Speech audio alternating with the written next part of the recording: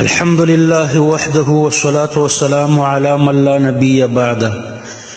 په دې سلسله کې چې وابیان د رسول الله صلی الله علیه وسلم د احادیثو دشمنان دي او د اهل حدیث په جامه کې دوی منکرین د حدیثو دي، یو درس د سجده سهو په باره کې دی.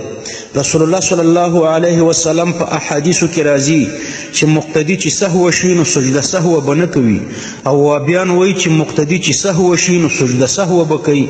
اول احادیث واورئ او بیا د وابیانو عبارت درته ذکر کوم. اول حدیث عن عمر رضی الله عنه ان النبي صلى الله عليه وسلم قال ليس على من خلف الإمام سهو فإن سهى الإمام فعليه وعلى من خلفه، وإن سهى من خلف الإمام فليس عليه سهو والإمام كافيه.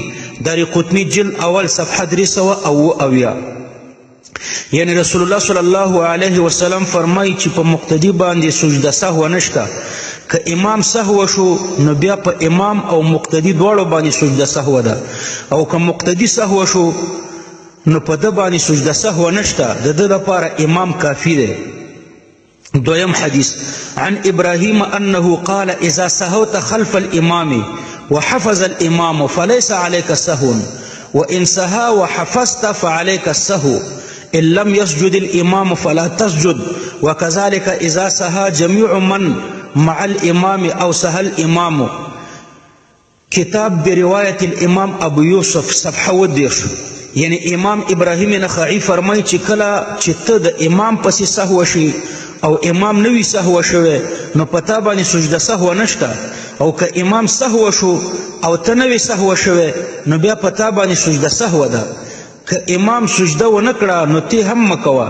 همدارنګه که ټول مقتدیان سهو شل نو په یو باندې هم سجده سهو نشته، او که امام سهو شو نو په ټولو باندې سجده سهو ده. دریم علامه محمد بن عبد الرحمن الشافعی لیکي چې ولو سها خلف الامام لم يسجد بالاتفاق.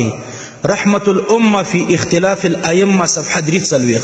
یعنی په اتفاق د ټول امت، د ټول صحابه او تابعین او تبع تابعین او د امامانو، د دې ټولو په اتفاق په مقتدیانو باندې چې کله سهو شي نو سجده سهو نشته چې مقتدیان سهو شي. لیکن د دې احادیثو او د دې امت د اجماع په خلاف، د صحابه او تابعینو او تبع تابعینو د دې ټولو د اجماع په خلاف وابیان ویکټوریان وایي چې کله چې مقتدی سهو شي نو سجده سهو به کوي. بدور الاهله صفحه 8.